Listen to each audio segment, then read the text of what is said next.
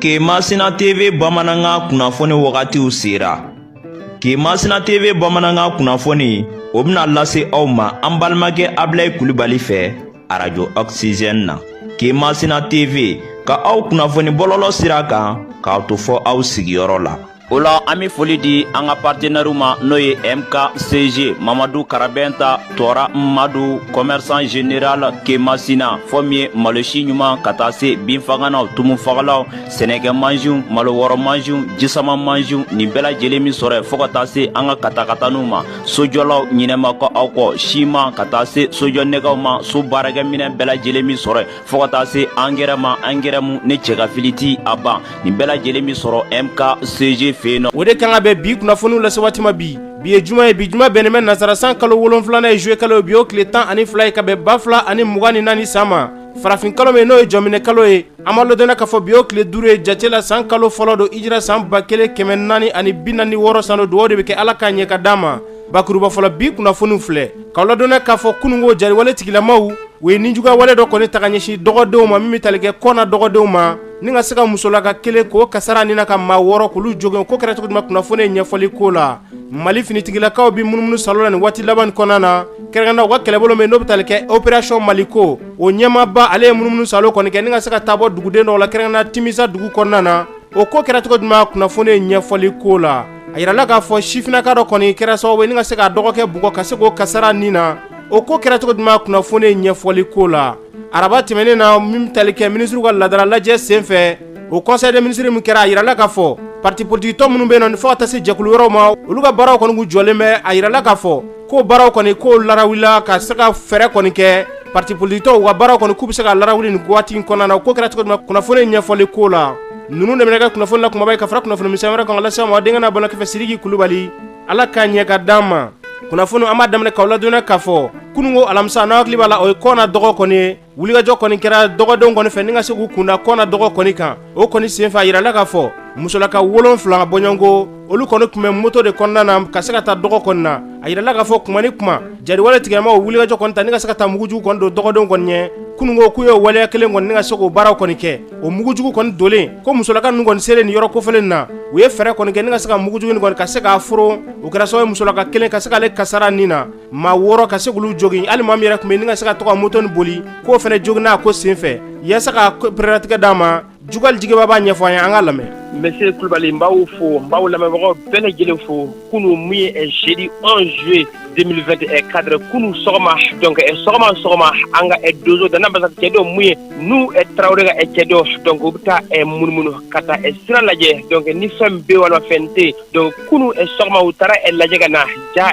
terroriste n'u ka fɛrɛ u ye min dɔ de siri yiri dɔ sanfɛ a 3 km de kɔnna kɔgɔ ani kɔnna ni ɲɔgɔn cɛ an balakaw u tun bɛ karakarani de kɔnɔ donc u bɔra karige côté la k'u bɛna taa kɔnna u tɛmɛna kɔgɔ yanni u ka don kɔnna a 3 km de kɔnna u sera yiri dɔ kɔrɔ donc terroriste ye commandement de don donc o ye bouton digi donc o yɛrɛ bɛ minnu wulila an bamuso kelen kɔni ale kɔni sara sur place muso 6 olu fana sɛbɛkɔrɔ banana ani chauffeur mun ye ale ye cɛ ye a fana banana kunu an ka autorité face mun ye n'u taara ka cɛdenw u taara banabaatɔ ninnu bila dɔgɔtɔrɔso la ani an bamuso minnu fana fatura u taara chute kɛ kuma bɛɛ ni waleya min ta ka ɲɛsin maaw ma kɔna dɔgɔdenw ka sira la aw yɛrɛ bolo fɛɛrɛ jumɛn de bɛ se ka sɔrɔ nin ko in na walasa ninnu ka ban Monsieur Kulibali an fɛ kɔni ayiwa ni gɛlɛya nana i sɔrɔ donc an dɛmɛbaga ye jɔn ye sɔrɔsiw de kan ka an dɛmɛ nin ko la donc a moyen bɛɛ de b'u bolo a matériel bɛɛ de b'u bolo n'a fɔra don o don attaque bɛ yen n'a fɔra don o don minnu placé donc vraiment halisa lakana bana de don donc pays dɔgɔ n'i y'a ta k'a lajɛ pays dɔgɔ ka bɔ dɛ donc dozow ka dɔgɔ effectif ka dɔgɔ minɛnw t'u bolo donc o kɔnɔna la donc ni gɛlɛya de bɛ an kan ayiwa gɛlɛya filanan ye fɛn jumɛn ye an ka dozodenw voilà dana basa cɛdenw minnu bɛ pays dɔgɔ kɔnɔ bi na Monsieur Kulibali donc olu ni kɛlɛkɛminɛn tɛ se ka yala donc ayiwa u ka kɛlɛkɛminɛn ni sɔrɔsi y'a min ye u b'a minɛ donc nin fana ye gɛlɛya ye mun bɛ dozow fana kan kosɛbɛ yɔrɔ ka bon ni kɛlɛkɛminɛn t'u bolo ka yala fana ayiwa terroriste depuis que u y'o dɔn donc u bɛ taa cɛli kɛ yɔrɔ mun ka d'u ye ka segin o y'a sɔrɔ dozow hali n'u bɛ taa sugu la u bɛ kɛlɛkɛminɛn bila ka taa sugu la ten donc n'u nana u b'u bɛɛ b'a ka kɛlɛkɛminɛn ta donc vraiment ni gɛlɛya fana b'an kan an bɛ mun ɲini armée ayiwa donc u ka dija ka dozow ka gɛrɛ u la ka former ka ɲɛ donc pour que yɔrɔ bɛ se ka lakana cogo min na ka terroriste ninnu fura ka jɛ donc monsieur Kulibali ni de y'an ka laɲini ye. Ni tun bɛ tali kɛ Jugal Jigiba ale ka siro la an bɛ dugawu de kɛ jamana min lakana sira o sira fɛ yarabi Ala k'an bila o sira kan n'an bɔra yen. Maliden minnu bɛ yen nɔ n'olu kɔni nɛgɛla maajuguw fɛ kɛrɛnkɛrɛnna sifinnaka minnu bɛ yen nɔ ni jariwale tigilamaw b'u nɛgɛ ka se k'u don u ka nin nijuguya wale in na ka se ka taa bɔnɛ jigi maaw kɔni kan ko diinɛ ko dan y'a yɛrɛ ye o maa minnu bɛ yen nɔ a yirala k'a fɔ maa dɔw kɔni ye hakili kɔni sɔrɔ ni ka se k'a ye k'a fɔ janfa kɔni ye nin ko in ye dɔwɛrɛ tɛ namara ko de don walasa ka se ka fɛn kɔni ɲini ko ala ko tɛ maa caman bɛ yen nɔ olu kɔni hakili kɔni sɔrɔ ni ka se ka marifa kɔni bila ka segin ka na jamana k'u ka se ka jamana kɔni ka se ka baaraw kɔni kɛ o sen fɛ a maa dɔw yɛrɛ olu taara ni ka se k'olu don finitigɛ yɛrɛ baaraw hukumu kɔnɔna na a maa dɔw bɛ ɲɛfɔli kɛ kun jumɛn de la u sera k'ale nɛgɛ k'ale sɔrɔ ani hakilina jumɛn de y'a to ale sera k'a sen bɔ nin ko in na an ka lamɛn. Yani ne ka don na ne tun bɛ sɛnɛ ni misigɛn de kɛ bon o ye wele o ko an ka jɛ ka faso baara n taara o la parce que faso de ka di ne ye faso baara ka di ne ye faso bɛ yɔrɔ yɔrɔ n bɛ yen ne y'o doso ta ne taara maintenant ne y'a ye vraiment o ye fili dɔrɔmɛ kelen kun tɛ di ne ma min ye ne segin ka na faama fɛ ka da kan olu ka taabolo a ma ne ko minɛ o de ye n baw la ka segin kɔ ka na faama fɛ welewelekan min bɛ ne bolo ka ɲɛsin olu ma a ka di ne ye ne segila n kɔ cogoya min na olu fana ka segin kɔ u ka segin ka na an ka faso in baara. Ni tun bɛ tali kɛ maa dɔ ka seereya la maa min bɛ yen nɔ n'ale ye marifa kɔni bila ni ka se ka na faso kɔni baarali kama an bɛ dugawu de kɛ a tɔ fɛn fɛn bɛ yen nɔ n'olu kɔni bɛ nin hakilina jugu in kan yarabi Ala ka fɛɛrɛ sɔrɔ a ko la bɛɛ lajɛlen bɛ se ka kɔsegin cogo min na ka se ka na faso kɔni baara n'an bɔra yen an ka finitigilakaw ka kɛlɛbolo min n'o bɛ tali kɛ opération Maliko o ɲɛmaaba ale bɛ wulikajɔ kɔni ta min bɛ tali kɛ ka se ka munumunu salo kɛ ni ka se ka taa bɔ dugudenw na ka taa ɲɛfɔli kɔni kɛ olu ti dɔwɛrɛ la dɛ olu bɛ ka dugudenw kɔni ka se k'u lakana dɔgɔfaraɲɛ kɔnɔ a ye munumunu salo kɛ ni ka se ka taa timisakaw fɛ yen nɔ ka se ka taa ɲɛfɔli kɔni kɛ ni dugudenw ye a kɛnɛ kan min bɛ tali kɛ opération Maliko ɲɛmaa bɛ tali kɛ colonel Sulemani Dumiya an k'a ka seerew lamɛn. An ka kunba yɛrɛ min ye nɔ ka na Timisa commune mɔgɔw kuma ɲɔgɔn ya k'a sababu kɛ c'est commune kɔnɔ siya caman de b'a kɔnɔ donc n'an siya caman b'a kɔnɔ donc ça veut dire que baara ɲɔgɔn la a kan ka baara kɛ ɲɔgɔn fɛ sigi ta kɔnɔna la fɛn caman bɛ a kan k'o kɛ ɲɔgɔn fɛ mais ni gɛlɛya bɛ o sigi kɔnɔna la a ɲini an fɛ an minnu ye ɲɛmɔgɔ ye an ka wuli ka a sira taama o gɛlɛya an ka se k'o fɔ an ɲɔgɔn ɲɛna o bɛ gɛlɛya bɛ se ka bɔ cogo min na an ka jɛ ka kuma o kan.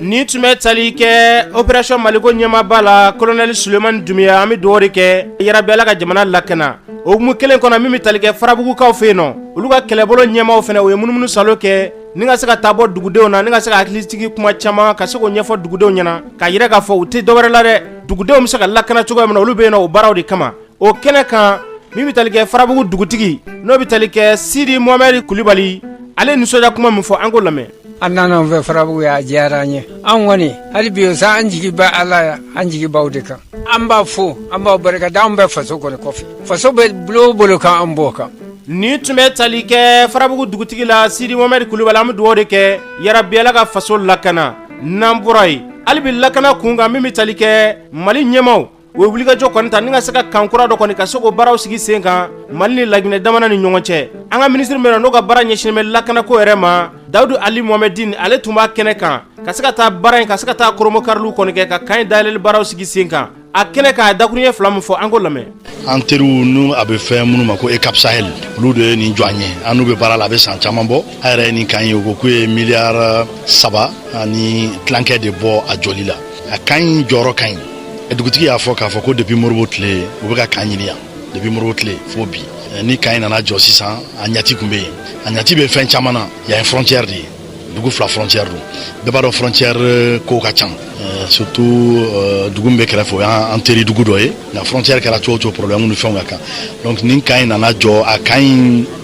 force kelen t'a kɔnɔ an bɛna gardiw bila yan an bɛna protection civile bila yan an bɛna polisiw fana bila yan parce que ninnu forces bɛɛ de bɛ yan lakanani kama an ka minɛn caman bɛ tɛmɛ yan fɛ an ka marchandise caman bɛ tɛmɛ nin sira in fɛ ka bɔ Guinée ka na Bamako donc a b'a dɔn k'a fɔ k'an bɛ port caman utiliser nka an bɛ Guinée port fana utiliser donc a ka kan k'a fɔ lakanani kan ka kɛ ka daminɛ frontière la ka taa Bamako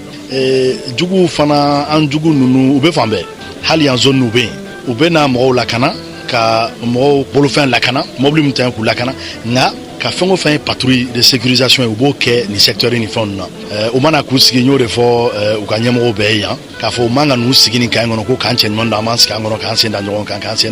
tɛgɛ da an sen kan u kan ka bɔ ka yala k'u ɲini n'i ma t'u ɲini u bɛ n'i sɛgɛrɛ yɔrɔ la ka n'i gosi i sigilen ala k'an kisi o ma donc u yɛrɛ bɛɛ b'a dɔn u degelen b'a la sisan k'a fɔ an man ka sigi k'an bolo da ɲɔgɔn kan donc nin kan in kɔni jɔ kunba de b'a la nafaba de b'a la.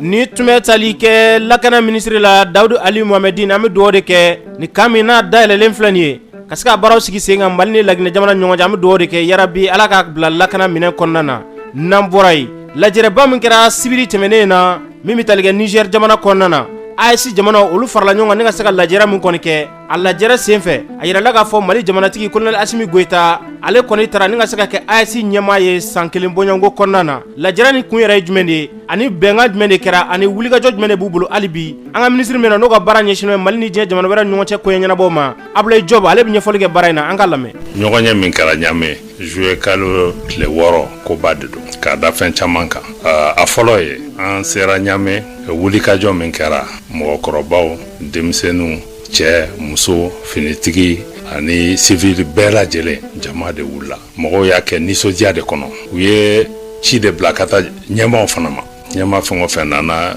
wulikajɔ min kɛra ka yɛrɛ k'a fɔ olu bɛ fɛ yɛlɛma de ka don taabolow la donc min kɛra Ɲame vraiment an ka baara fan fɔlɔ ye ka foli lase an ka jamanadenw ma filanan min kɛra Ɲame o ye k'a fɔ baara tagabolo kuraw de bɛ ka da sisan nɔ parce que jɛkulu min bɛ ka sigi o ye jɛkulu kura de n'a bɛ fɔ o ma ko confédération baara taga kura de y'o ye parce que an ka jamanaw y'u fara ɲɔgɔn kan pour que baara ka se ka kɛ fo ka se a dan na a sabanan o ye danaya min dara an ka jamana kan ni k'a fɔ ko an ka jamana ɲɛma n'o ye colonel Asimi Goita ye a jɛɲɔgɔnw n'o ye général Abdramane Tchani n'o ye Niger jamana ɲɛma ye ani capitaine Ibrahim Traoré n'o ye Burkina jamana ɲɛma ye olu jɛna ka sugandi k'a fɔ ko jɛkulu min sigira n'o ye confédération AES ye a ɲɛmɔgɔya fɔlɔ u ka ɲɔgɔnye fɔlɔ la ko k'o kalifa Mali ma donc sisan an bɛɛ de kan k'an bolo fara ɲɔgɔn kan an ka jamana ɲɛmaw kɔfɛ pour que danaya min dara an ka jamana kan an kana bɔ a kɔrɔ confédération kɔrɔ ye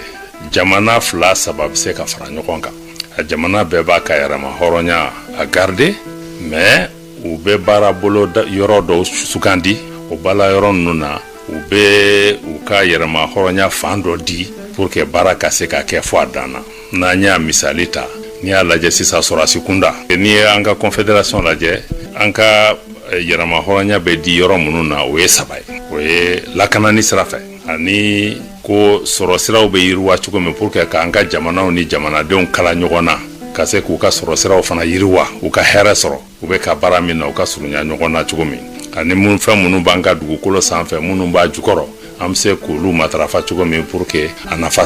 ka se an ka jamanadenw ma a fan sabanan o ye an ka jamanaw ni jamana wɛrɛw olu baara n'a bɛ fɔ o ma ko diplomatie o ye ne yɛrɛ bɛ baara min kɛ donc an ko n'an ka jamana 3 Mali ani Burkina Faso ani Niger an bɛ fɛ n'an ni mɔgɔ o mɔgɔ bɛ kuma an ka kuma ni kan kelen ye o kɔrɔ ye an ka faamuyali ka kɛ kelen ye an bɛ laɲini minnu kɛ a bɛɛ ka kɛ kelen ye an ka to ka kuma an ni ɲɔgɔn cɛ pour que ka ɲɔgɔn o yɔrɔ 3 de la an b'a fɛ an ka jamana 3 ka baara kɛ ɲɔgɔn mais jamana 3 bɛɛ b'i ka indépendance garder mais ni yɔrɔ ninnu na an bɛ baara kɛ n'i y'a lajɛ bi an ka kɛlɛkɛden minnu bɛ terrain kan u bɛ ka baara kɛ ɲɔgɔn fɛ mankan tɛ ka k'a la mais u bɛ ka baara kɛ ɲɔgɔn fɛ ni avion kelen bɛ Burkina bolo avion kelen bɛ Mali bolo sɔrɔdasi avion kelen bɛ Niger bolo avion 3 ye an b'a utiliser i b'a fɔ ni jamana kelen ka minɛnw de don donc baara bɛ ka kɛ n'o hakilina de ye sisan o de y'a to n'i y'a lajɛ lakanani sira fɛ jaabiw bɛ ka bɔ donc mɔgɔw kan ka faamuyali k'o ko de la a baara sigira o de kan jamana bɛɛ b'a ka indépendance mais nin yɔrɔ ninnu na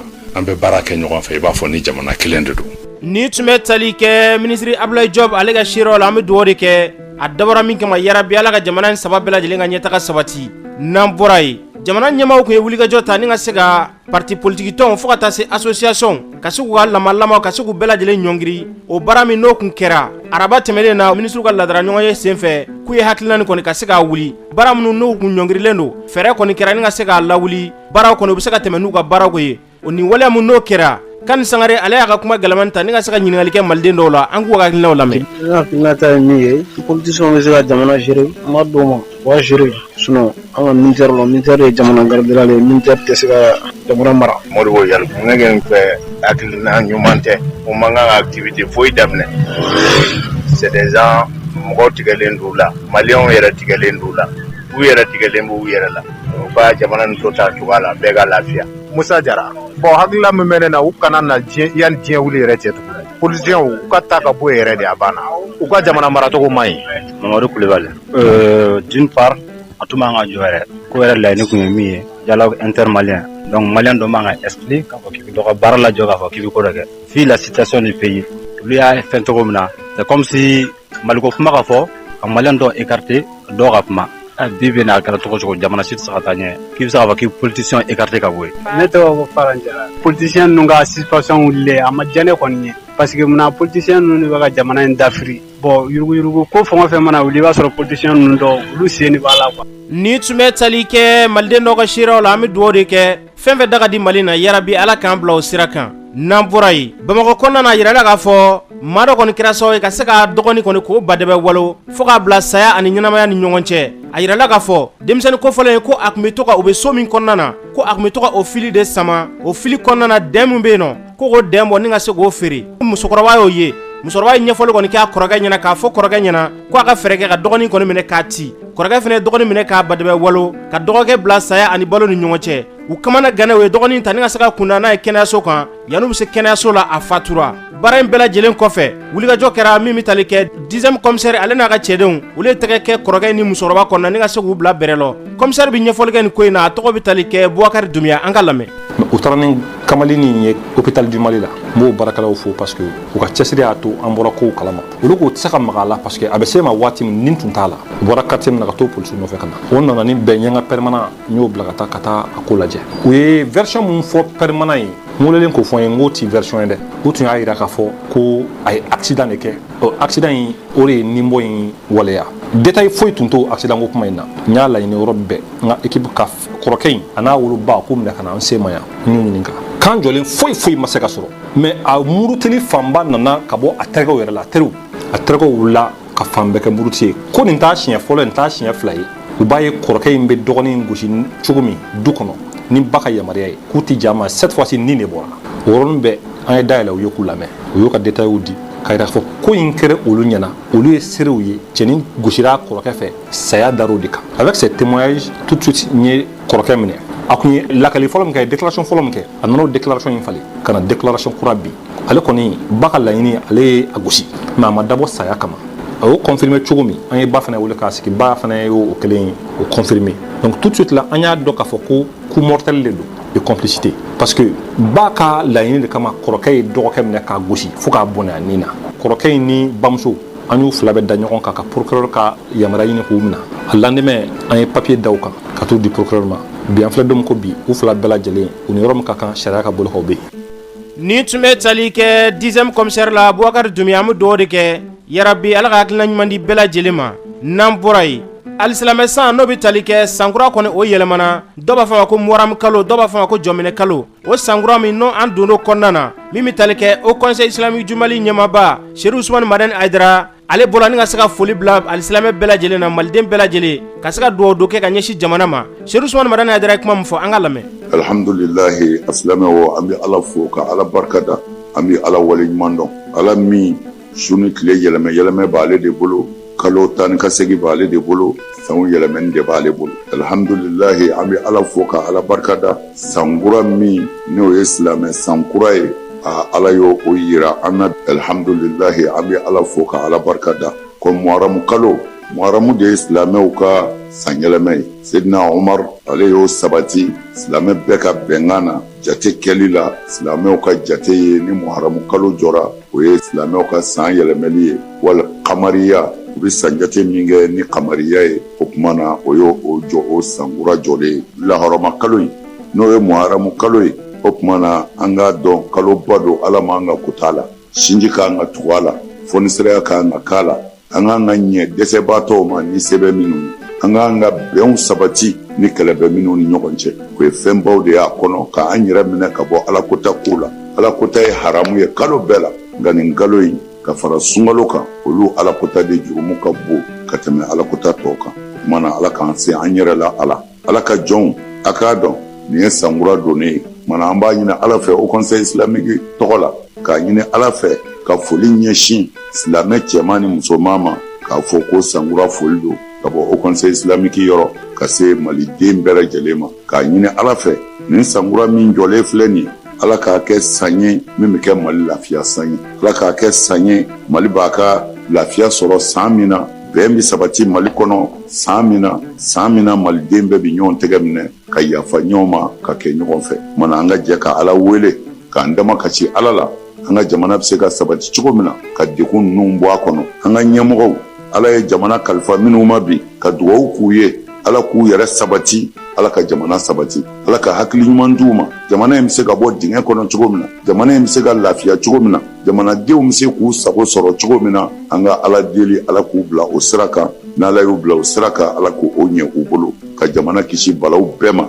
ka jamana kisi tɔɔrɔ bɛɛ ma yarabi ala ko duwawu minɛ ni tun bɛ tali kɛ au conseil islamique jumali ɲɛmaaba Seydou Ousmane Madang Aidara an bɛ duwawu de kɛ duwawu fɛn fɛn kelen filɛ yarabi ala k'a bɛɛ lajɛlen minɛ mali ye n'an bɔra yen diɲɛ kɔnɔna na don tɔgɔla min ɲɛnamaya ka ɲɛsin funakɛninw ma denmisɛnninw ka denmisɛnninw bila baara kologirin na k'a sɔrɔ u si ma se ni don tɔgɔla in a bɛ laɲɛnamaya an ka jamana kɔnɔna na a yirala k'a fɔ baara in kɔni a kun tɛ dɔwɛrɛ dɛ denmisɛnninw bi bila baara la ko nka baara minnu bɛ yen nɔ baara kologirinw u si ma se mun ye ka se k'u bila o baara kologirinw na don tɔgɔla in kɔni bɛ sigi ka ɲɛsin o kɛlɛli ma k'o baaraw kɔni o ka se ka laka denmisɛnninw kana bila baara la u si ma se baara minnu ye minisiriso minnu farala ɲɔgɔn kan ni ka se ka nin baara in kɔni kɛ o bɛ tali kɛ minisiri min ka baara ɲɛsinnen foroba caman fo ka taa se minisiriso min na n'o ka baara ɲɛsinnen baara ni baara dege ma ka taa se ONG World Vision mɔgɔ olu ye bolodi ɲɔgɔn ma kɔni kɛ ni ka se ka nin baara in kɔni sigi sen kan a baara la ɲɛnamaya kununko Bamakɔ CICB kɔnɔna na kɛnɛ ka yen nɔ min bɛ tali kɛ Sikasokaw fɛ yen nɔ ONG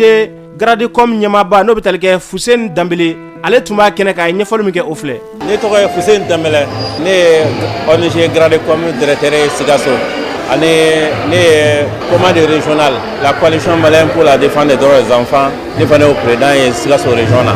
Gradicom ye ONG national ye min ye baara daminɛ depuis 2001 Sikaso bon an bɛ baara caman kɛ mais a bɛ san 10 bɔ an nana don denmisɛnninw ka protection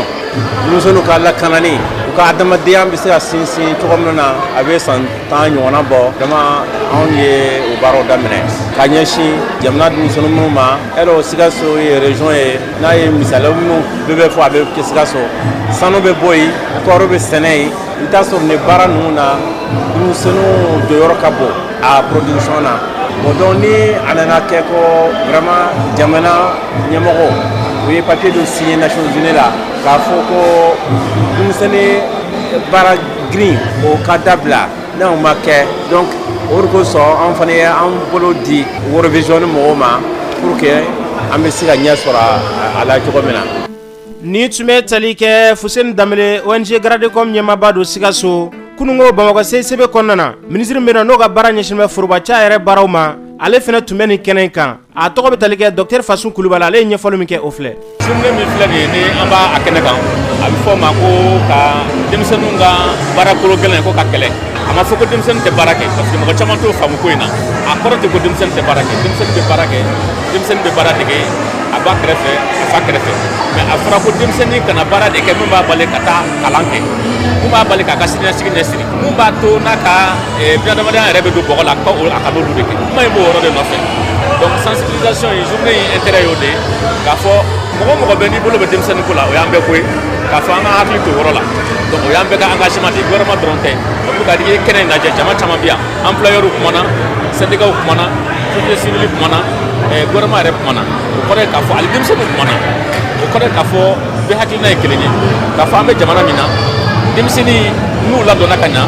jamana siniɲɛsigi bɛɛ b'a dɔn ko o kɔni o y'o assurélen donc kɛlɛ b'o yɔrɔ de nɔfɛ donc an b'o message de sensibilisation kɛnɛ de kan bi k'a fɔ bɛɛ k'a faamu k'a fɔ ko an tɛ ka denmisɛnninw bali u ka baara kɛ nka a fɔra u kana baara de kɛ mun bɛ dankari u ka siniɲɛsigi la minnu ye karavane daminɛ sisan an y'a f'u ɲɛna n'u sera yɔrɔ o yɔrɔ la ni jama bɛ sɔrɔ yen kuma bɛ se ka lase mun ma u ka jɔ ka hakilisigi kuma fɔ u ka jɔ ka kuma fɔ min b'a to faamuya bɛ k'a la k'a fɔ ko denmisɛnninw ka baara dankari kana k'a la u kana baara kɛ mun b'a to u ka siniɲɛsigi bɛ tiɲɛ cogo min na u ka taa ekɔli la u kana taa baara kolo gɛlɛn kɛ sikasi dɔ bɔra sisan sale kɔnɔ u kuma ka baara fɔ ko denmisɛnninw kalan damanda la o sugu ninnu fana o man ɲi denmisɛnninw ma denmisɛnninw place bɛ école de la o vacances fana na o denmisɛnninw kan ka activité kɛ mun b'a to u hakili bɛ dayɛlɛ mais o man ka ye o baara kolo gɛlɛn ninnu na an ka kuma in bɛɛ b'o de kan Karabani bɛna o message de cɛrɛ sisan dugu kɔnɔ ka bɛɛ hakili ladɔnniya o ko la walasa bɛɛ k'i ka tɔmɔta sɔrɔ a ko la. Ni tun bɛ tali kɛ Dr Fasun Kulubali ministre min ka baara ɲɛsinnen forobaca yɛrɛ ma an bɛ dugawu de kɛ a dabɔra min kama yarabi Ala k'a bila o minɛn kɔnɔ n'an bɔra yen nko kalanyɔrɔba min bɛ Yirimajɔ Bakɔrɔbugu kɔnɔna na Dramani Kante ale ka kalanyɔrɔ san o san ni kalanbila baaraw bɛ kɛ u bɛ fara ɲɔgɔn kan ba kɔni kɛ a fara ɲɔgɔn kan kɔnɔna na baaraw sigila sen ka dɔgɔ furancɛ kɔnɔna ni ka se ka wele bila kalandenw ni kalanden somɔgɔw ma ni ka se ka na ɲɛfɔliw kɔni kɛ a sen fɛ u bɛ baara caman kɔni de kɛ u ka kalan hukumu kɔnɔna min bɛ tali kɛ safinɛ dilan fo ka taa se fɛn caman ma u b'olu dilan kalanbila hukumu kɔnɔna na an k'a ka maa dɔ ka seerew lamɛn. Malada Kulubali kalanso yɛrɛ dɔ na Yirimajɔ Bakɔrɔbabugu kulu sanfɛ ne bɛ kilasi 4nan na ne ye nafa caman sɔrɔ la a fɔlɔ o ye jamana ka taaɲɛ ne bɛ se ka wele min bila o ma o ye ka na u ka n'u fakan kalan wa ani jamana ka taaɲɛ yɛrɛ bɛ kan fakan kalan de la n'i ye fakan kalan o de bɛ se ka jamana taaɲɛ jamana bɛ taa ɲɛ n'a ka kan de n'i ka kan kalan i bɛ se ka baara caman k'o kɔnɔna na n'i ye walikan kalan i bɛ taa sɔrɔ olu b'u ka jamana taaɲɛ kumaw de f'i ɲɛna i bɛ se ka baara kɛ n'olu ye. Muhammad Kante an ye kalan kɛ san bɛ mɔgɔ la karan na n ko nafa la yanni turu ka se min ma an ye dɔ kɛ safinɛ dilan na ani an bɛ namasa ninnu ni fɛn yiriden caman yɛlɛma ne k'u mara u tɛ tiɲɛ ani ka nɔnɔ bayɛlɛma ani k'a kɛ yawuru ninnu an y'olu caman kɛ. Ni tun bɛ tali kɛ maa dɔ ka seerew la Yirimajɔ Bakɔrɔbugu kulu sanfɛla la Dramani Kante ale ka nko kalanyɔrɔ la a kɛnɛ kan Dramani Kante yɛrɛ a ye baara in daminɛ cogo di ani a ye gɛlɛya jumɛn de sɔrɔ baara in kɔnɔna na an ka Dramani Kante lamɛn. Ni baara nin ko kalan an y'a sigi sen kan san 2018 an ye kalanso dayɛlɛ kalanso dayɛlɛ ni ku si tɛ a la an bolo parce que an b'a dɔn diɲɛ ɲɛtaga jamana si tɛ yen min dere ka taa ɲɛfɛ ni walikan ye an y'o dɔn o de la an ye fɛɛrɛ ka kalanso sigi sen kan gɛlɛya caman b'a kɔnɔ mais an b'a dɔn taga ɲɛfɛ a bɛna laban nin kalan ne ma o la sanni kalan yɛrɛ kɛ jamanadenw k'a faamu an y'a sigi sen kan k'a daminɛ waati la fo bi an b'a la ka kalan nin kɛ kalan daminɛ ni sisan cɛ an ye kalan dalajɛ ka a kɛ bolo 2 ka taa se 3 jate ma an bɛ kalan na a tɛ komi an bɛ ko dɔrɔn kalan an bɛ diinɛ kalan an ka denmisɛnnin ninnu u ni madrasadenw tɛ se k'u dan kuranna fan si la arabukan yɛrɛ la donc kuranna la u bɛ kuranna kalan u bɛ ko yɛrɛ fana ni kalan donc an bɛ nin baara 2 ta ɲɔgɔn bolo ka taa parce que sani mɔgɔw kɛ faamuyali kɛ ka taa ɲɛfɛ mɔgɔ mago bɛ min na n'o ye diinɛ ye bi kosɛbɛ tuma dɔ la i b'o don a kɔnɔ sinon ko nalen baara bɛɛ lajɛlen de kama n ye gɛlɛya sɔrɔ a la kosɛbɛ parce que ni yɛrɛ kalanyɔrɔ kɔni bɛ so la o yɛrɛ fɔlɔ gɛlɛya ye denmisɛnnin caman n'a fɔra ko ni sokɔnɔmɔgɔw kɛ ɲɔgɔn kan vraiment o tɛ taa gɛlɛya kɛ quoi o gɛlɛya bɛ an kan pan ye pan simple de nin bɛ gɛlɛya b'an kan denmisɛnninw tɛ se ka sɛbɛnni kɛ ka ɲɛ yɛrɛ donc gɛlɛya b'a sɛbɛnniw la gɛlɛya caman b'a la Siri Kulubali mais ko nin yɛrɛ nafa kama ɲɛfɛla la o la an ye gɛlɛya nin bɛɛ to yen fɔlɔ an mago bɛ mɔgɔw ka dɛmɛ na parce que nin baara in tɛ se ka taa dɛmɛ kɔ n'i ko denmisɛnnin ma ko a ye na ka kalan i mago bɛ dɛmɛ na diyagoya la parce que denmisɛnnin ninnu filɛ ɲɛ ma sisan n'a fɔra k'a fɔ ko dɛmɛ yɛrɛ bɛ yen an tun bɛ se ka baara in taga ɲɛfɛ cogo la min tɛ nin si ye i ɲɛ b'a la ɲɛ fɛn minnu labɛn ni position camanba de bɛ yen mais ne y'an danna nin ma a sababu kɛra dɛmɛ n'a lahalaya ye donc an mago bɛ dɛmɛ yɛrɛ yɛrɛ la. N'i ko nko nafa dɔ bɛ se ka kɛ jumɛn ye. bon nko nafa tɛ se ka fɔ Siri Kulubali k'a ban n'i yɛrɛ ko dɔrɔn ko nko o ye nko yɛrɛ nafa le parce que kan si tɛ yen lɔnniya dɔ bɛ a kɔnɔ kan tigi bolo tant ni m'o kan na baara tɛ lɔnniyaw sɔrɔ n'a ye nko labara lɔnniya bɛ kun ko kɔnɔ an b'o le sɔrɔ mais n'an m'an ko labara n'a ye walima ka kumakan na baara an tɛ se ka lɔnniya sɔrɔ an ka jamana kɔnɔ ɲɛsi ma min bɛ se ka an ka jamana taa ɲɛ donc o ye nko lɔsen belebeleba ye o tɛmɛnen kɔfɛ nko filɛ nin ye denmisɛnnin fɛn fɛn ye nko kalan a denmisɛnninnama wa kan bɛɛ lajɛlen a bɛ se k'a kan bɛɛ don français tɛ taa k'a to arabu tɛ taa k'a to kan si tɛ taa k'a to fo ni mansaw yɛrɛ de kɛla mɔgɔ ye mɔgɔ min mako don denmisɛnnin ka kalanko la an b'o fana fɔ ka d'a kan. Ni tun bɛ tali kɛ Dramani Kante Yirimajɔ Bakɔrɔbugu kulu sanfɛ nko kalan karamɔgɔ don an bɛ dugawu de kɛ a dabɔra min kama jamana ka ɲɛtaga yarabi Ala k'a bila o minɛn kɔnɔ n'an bɔra yen jamana ɲɛmaaw bɛ wuli ka jɔ la nin waati na ka se ka ɲamaw kɔni darajɛ jango fonse dingɛw ka se k'olu labɔ walasa Bamakɔ yɛrɛ bɛ se ka sanuya cogo min na ji kasara minnu bɛ yen nɔ olu bɛ se ka dɔgɔya cogoya mun na minisiriso min na n'o ka baara ɲɛsinnen bɛ bolimafɛnw ni sirabagaw kɔɲɔ ɲɛnabɔ kama olu ye wulikajɔ kɔni ta ni ka se ka taa ɲama dɔ kɔni ka se ka t'olu baaraw kɔni sigi sen kan a kɛnɛ kan minisiri bɛ tali kɛ Danbele Madina Sisoko an ka seerew lamɛn. Jateminɛw nana ka na kɛ nin yɔrɔ min filɛ nin ye n'o bi kuluju la hali ni an nana ni ɲamaw ye a ka ca Ala fɛ mɔgɔw man diya yan yɔrɔ la kosɛbɛ ka dugu kɔnɔna bɔ n'a kɛra kɔlɔlɔ ya kɔlɔlɔ bɛ dɔgɔya donc a waati a baara kun guwanen don donc ne ka ministre so cakɛda dɔ bi ne fɛ min ɲɛsin bɛ jamana baara guwanenw gɛli ma donc u ye anw wele anw ye an fanga fara ɲɔgɔn kan anw nana ministre de l'administration territoriale fana ale ka cakɛda dɔ bɛ yen n'u b'a fɔ ma ko ANICT o y'i jɔ ni a musakaw ye a ka cakɛda wɛrɛ bɛ yen nɔ n'an b'a fɔ ma ko voirie olu ka baara yɔrɔ dɔ bɛ yen olu ye jateminɛ kɛ ni an b'a fɔ ko ɲama bɛ se ka kɛ ka tɛmɛ k'a kɛ sariya ye minnu fɔ k'a sɔrɔ a ma degun lase mɔgɔw ma donc baara bolodalen dɔw tun b'olu bolo olu nana baara bolodalenw di anw ma anw yɛrɛ y'an jija ka sɔrɔ k'o de waleya kɛnɛ kan donc an filɛ o kɛnɛ kan e yɛrɛ ɲɛ b'a kɛnɛ na kɛnɛ jɛnbɛ i bɛ ɲama k'a la a bɛɛ n'a ta yɔrɔ don maa si woro tɛ taa kama fɛ kama tɛ taa woro fɛ mobilitigi wo wotorotigi wo katatanitigi wo hali tracteur-tigi ninnu minnu ɲɛsinnen don ko fɛn o fɛn bɛ se ka ɲama cɛ an ka bɛɛ ni mobilibaw olu bɛɛ ta place b'a kɔnɔna na. ni tun bɛ tali kɛ Danbele Madina Sisoko ministre min ka baara ɲɛsin bɛ bolimafɛnko ni sirabako ma an bɛ dugawu de kɛ yarabi Ala ka Bamakɔ saniya n'an bɔra yen ɲɔgɔndan dɔ baaraw sigila sen kan ntɛnɛn don a baaraw daminɛna ntɛnɛn don min bɛ tali kɛ lakɔliden minnu ka baara ɲɛsinnen bɛ kɛnɛyako ma o examen baaraw kɔni sigila sen kan a kɛnɛ kan min bɛ tali kɛ sanfɛ kalanso minisiri fo ka taa se examen ko yɛrɛ ɲɛma ka taa se kalanden dɔw ma an k'olu ka seerew lamɛn. Attention pour la cérémonie de couleur. Prêt. Envoyez. An yɛrɛ bolo nin kimɛni nafa ka bon ni kimɛli tɔw ye barisa denmisɛnninw bɛ ka ɲɔgɔndan kɛ nin ye bi sini olu de ka an ka kɛnɛya sabati olu de ka an tɔpɔtɔ k'an lajɛ fɛn minnu ni fɛn minnu bana walasa ka o banaw kɛlɛ kimɛli ni fɛn caman bɛ olu tɛ taa ɲɔgɔn fɛ f'a ka kɛ baara ye baara min ni sɛbɛ b'a baara la baara min ni denmisɛnninw b'u cɛsiri u yɛrɛ ye u kana sigi k'u jigi da mɔgɔ wɛrɛ kan a bɛ taa mɔgɔ 8,555 de la n'i y'a fara ɲɔgɔn kan u bɛ ka kimɛni kɛ jamana fantan naani bɛɛ lajɛlen fɛ taabolo min b'a kɔnɔ an b'a fɔ min ma ko santé maternelle et infantile o b'a kɔnɔ minnu bɛ baara kɛ laboratoire ani pharmacie la o b'a kɔnɔ minnu yɛrɛ bɛ baara kɛ jamana an b'a fɔ min ma santé publique olu fana b'a kɔnɔ olu saba de bɛ ka ɲɔgɔndan kɛ aw b'a kalama k'a fɔ an ka kimɛli caman tɛmɛna baki b'o la DEF b'o la BT tɔw b'o la an ye baara minnu boloda o kimɛliw ni wagati la o baara kelen de bolodalen bɛ ekɔlidenw ni minɛn tɛ don u ka kalanyɔrɔ la minnu bɛ u kɔlɔsi olu fana ni téléphone tɛ don. Ne ka SP de kɛ infirmière santé publique an sujet a ka fisa ladilikan min bɛ ne bolo ka se tɔw ma k'a fɔ an ɲɛna an ka hakili sigi an ka sujet ninnu lajɛ ka ɲa k'a kɛ an kana na fili an ka diagnostic ninnu na kɔnɔ. Inchallah mun jirala n na fɔlɔtɔ bɛ sɔrɔ a la n'ala sɔnna ma inchallah ne ka laɲini ye an kilasi dɔrɔn tɛ dɛ Mali bɛɛ ka kɛ 100% ye pour que an ka laɲini min ye o ka se ka sabati Mali jɔliko la i n'a fɔ président ka laɲini cogo min na an fana bɛ o kelen de la pour que n'ala sɔnna ma a ka ɲɛ an bɛɛ bolo kan. An ka jamana a mago de bɛ infirmiers ni o wɛrɛw la fɛn o fɛn bɛ kɛnɛya secteur la nisɔndiyalen don ka constater que denmisɛnnin caman i présenter examen ninnu la ɲinan kɔni bɛɛ de wulila k'a fɔ an bɛ fɛn bɛɛ kɛ basi kɔnɔ suɲɛli ma kɛ fuite ma kɛ ala y'an dɛmɛ jusqu'à la tuba an b'a deli ala an bɛ ala deli a k'an dɛmɛ a to ka ɲa sɔgɔmada in n'a y'a ye u candidat pratiquement bɛɛ bɛ yan bɛɛ sigilen bɛ salle kɔnɔ. ni tun bɛ tali kɛ maa dɔw ka seerew la kɛnɛya tigilamɔgɔw ka ɲɔgɔndan hukumu kɔnɔna na an bɛ dugawu de kɛ yarabi Ala k'a kɛ fɛn ye min da ka di an ka Mali la n'an bɔra yen hali bi kɛnɛyako kun kan a yirala k'a fɔ dɔgɔtɔrɔlakaw ni gundo ka se ka gundo kɔni mara n'o ye sɛgɛrɛ ye ko dɔgɔtɔrɔ kɔni kan ka se ka o baaraw kɔni ni ka se k'o kɛ kabini dɔgɔtɔrɔya yɛrɛ daminɛ kɔnɔna na olu bɛ ɲɛfɔ u ɲɛna ka gɛlɛya ko nka dɔgɔtɔrɔlaka dɔw bɛ yen nɔ n'olu kɔni ye gundo ye maa la walima n'u ye fɛn ye u bɛ bɔ ni ka se k'olu kɔni ka se k'o da kɛnɛ kan k'o ɲɛfɔ bɛɛ lajɛlen ɲɛna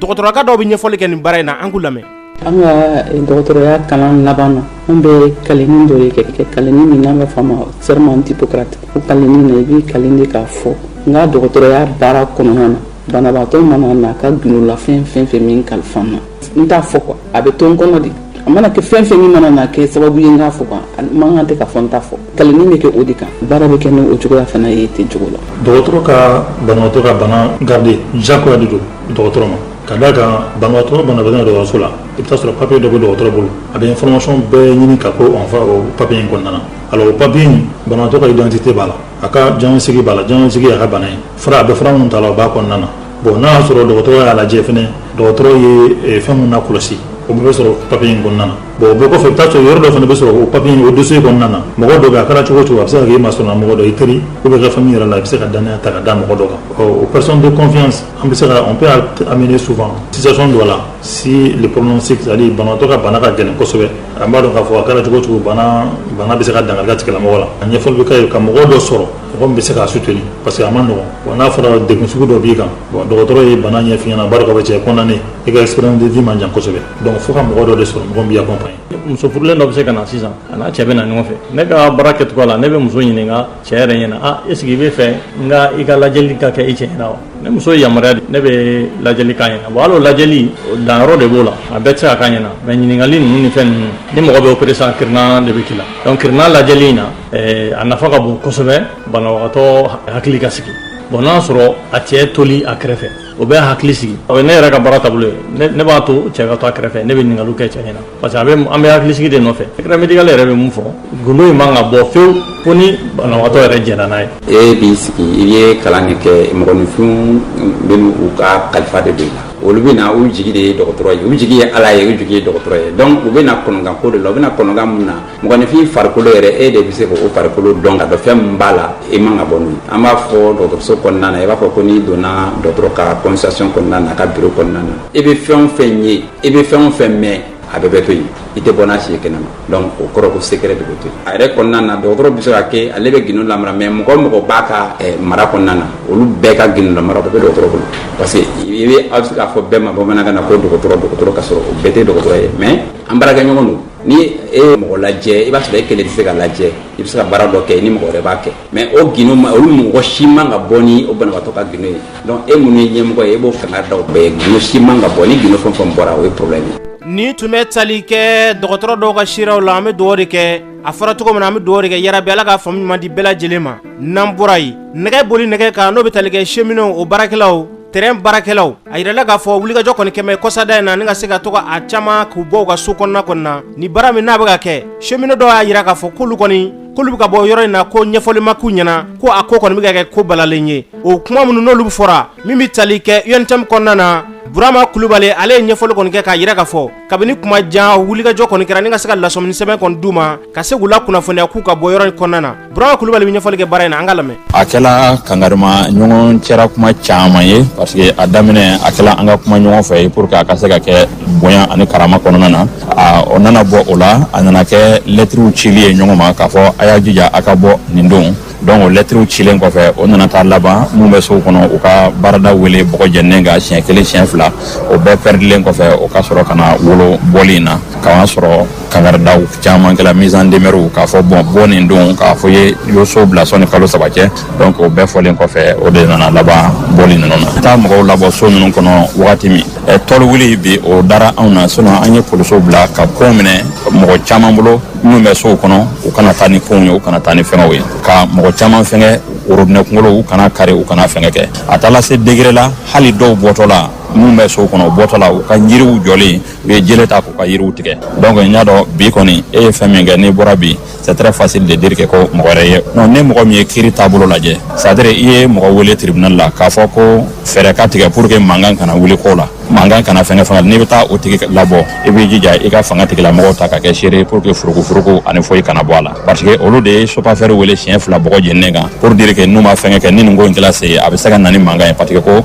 procureur ka dɛmɛ kɛ pour que cessation de trouble ka se ka fɛngɛ kɛ donc a n'o baara masina bɛ kɛ a ka kan sariya tigilamɔgɔw o ka k'i kɛrɛfɛ n'a fɔ i se kunda a ka kan fanga tigilamɔgɔw finitigilakaw i k'olu bila i kɛrɛfɛ pour que furuku ni fɛn fɛn bɛ se ka na olu ka se ka donc dimanche fɛngɛ je pense que les gens sont en train de confondre déguerpissement à l'expédition quoi 2022 k'a fɛ la mɔgɔw ma k'a fɔ kalo saba kɔnɔna a ye yɔrɔ bila k'a daminɛ 1er novembre 2022 ka taa se kalo saba 31 décembre 2022 o b'i bolo i ka se ka bɔ i ma se ka bɔ kɔnɔna na nous sommes présentement en 2024 fana na i kɛlen k'o kɛ ka jugement bɛɛ perdu ka tila ka tile damadɔ d'i ma sabali k'i ka minɛnw fara ɲɔgɔn kan i ka bɔ i yɛrɛ ye donc ni o 2024 ye n'o tile 5 dafala kɛcogoya wɛrɛ t'an na n'o fɛngɛ cheminɛw mago bɛ ka loger sow kɔnɔ à côté de ça il y a également un grand projet qui est là min lafiya da bɛ Bamako bɛɛ kan ni ye Bamako siraba in fɛngɛ jateminɛ et o travaux fana tun kan ka démarrer le 1er juin 2024 ni tun bɛ tali kɛ Burama Kulubali ale ka seerew la an bɛ dugawu de kɛ yarabi ala ka bɛnɲɔgɔnya sabati a ko kɔnɔna na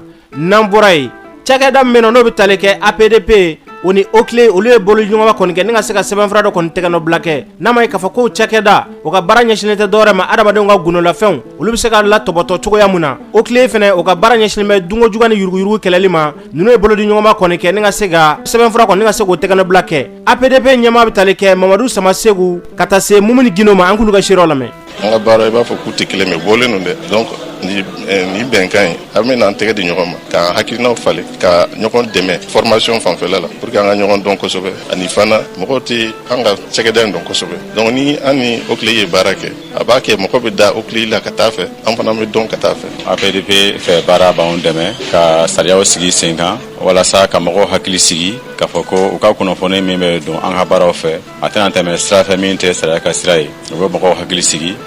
k'a fɔ baara min don a bɛ ka kɛ sariya kɔnɔ donc minnu bɛ fɛ k'u ban u b'a fɔ non an tɛ ban parce que an ɲɛ b'a la k'a fɔ ko baara bɛ ka kɛ sariya kɔnɔ. Ni tun bɛ tali kɛ APDP ɲɛmaa la ka taa se Oakley ɲɛmaaba ma an bɛ dugawu de kɛ yarabi Ala ka jamana ka ɲɛtaga sabati n'an bɔra an bɛ taa jamana kɔ kan Mohamed Samake min bɛ bolo. Karamɔgɔ Sidiki y'a fɔ cogo min na an bɛ taa jamana kɔ kan an b'a daminɛ an kɛrɛfɛ Burkina an b'a ladɔnniya k'a fɔ Burkina cɛmancɛ fanga tigilama n'o ye maa ɲɛmaa n'o ye capitaine Ibrahima Traoré ale ni Burkina ale ye maa ɲɛmaa n'an b'u wele ko force vive de la nation ko olu kɔni ɲɔgɔn ye kɛ kunu alamisa don juillet kalo tile 11 san 2024 a yirala k'a fɔ k'u ka lajɛrɛ in kɔnɔna la min kɔni capitaine Ibrahima Traoré a y'a yira k'a fɔ ko min Burkina ale kɛrɛfɛ jamana dɔw bɛ yen ko siga foyi t'a la ko olu kɔni bɛ bɛnbɛn bɛɛ la n'o ye janfa jugu ye ni ko o tigɛ Burkina kama walasa Burkina ale kɔni bɛ se ka jigi tigɛ kɔnɔ cogo min na a y'a fɔ a ka fɔ la a y'a yira k'a fɔ min kɔni ye Côte d'Ivoire ye ko preuve bɛɛ lajɛlen b'ale bolo k'a fɔ min ye jɛkulu dɔw ye ni jɛkulu dɔ ye n'a wele ko centre opération ko o dɔ kɔni bɛ Côte d'Ivoire kaw fɛ yen minnu u bɛ ka labɛn dɔ kɛ walasa min ye basigibali ye o bɛ se ka cogo Burkina ale kɔnɔna la cogo o tuma ko siga foyi t'a la ko don natɔ la ko a bɛna ka n'a ka preuve ninnu ka a bɛ bɛɛ lajɛlen ko u da kɛnɛ kan n'an bɔra ye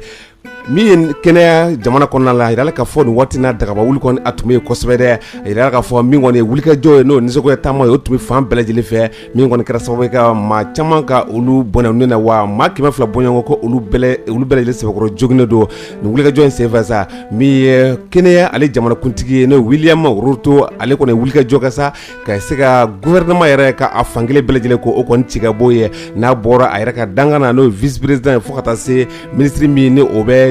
kɛnɛ jamana ani jamana wɛrɛ kɔɲɛ ɲɛnabɔli la n'o ministre des affaires étrangères n'a bɔra o jɔyɔrɔ fila kɔnɔ a ye tɔw bɛɛ lajɛlen kɔni jɔyɔrɔ falen o tuma ko nin kɛkun tɛ dɔwɛrɛ dɛ walasa basigi o bɛ se ka na kɛnɛ ale kɔnɔna la cogo min na n'an bɔra ye Sénégalikaw fɛ yen a yirala k'a fɔ min ye Rusiw kɛ ministre min na a bɛ Rusi jamana ani jamana wɛrɛ kɔɲɛ ɲɛnabɔli la o ka dankan ko ale tun bɛ tile fila taamana Sénégalikaw fɛ yen kunnafoniw kɔ fɔ la ko ni cɛba yɛrɛ k'a tɔgɔ Mikael Bogdanov ko a ni Sénégal jamanakuntigi min kɔni ye Bassirou Diomaye Faye k'u ye ɲɔgɔn ye wa k'u ka kɔrɔfɔ fanbaw kɔni nana boli min ye jɛɲɔgɔn sira ni barrière sira min bɛ Rusi jamana ale ni Sénégal jamana ni ɲɔgɔn cɛ o kolo bɛ se ka girinya ka taa fɛ walasa min ye basigi ani ɲɛta o bɛ se ka na Sénégal ale jamana kɔnɔ la cogo min na n'an bɔra ye Nigérikaw fɛ yen an b'a ladɔnniya k'a fɔ Amérique olu ka base fila minnu ye Niger ko wulikajɔ bɛ sen na nin waati in na olu bɛ se ka taa cogo min na a yirala k'a fɔ min kɔni ye Niamey u ka base min kɔni tun bɛ yen ko olu ka labɛnw bɛɛ lajɛlen kɛra olu ye siraw ta ka ban baaraw bɛɛ lajɛlen kɔni o kun cɛra nka min kɔni Agadez sa base min bɛ yen ko yanni septembre tile 15 nata in cɛ ko siga foyi t'a la k'olu fana bɛ ka kosuru ka kasa kuru walasa ka Niger bila karamɔgɔ Sidiki an ye kunnafoni sɔrɔ jamana kɔ kan o la kuma wɛrɛ tɛ nin ye. Mohamed Samake y'a fɔ cogo min na an bɛ dugawu de kɛ yarabi Ala ka basigi nati Mali ni diɲɛ jamanaw bɛɛ lajɛlen ni ɲɔgɔn cɛ.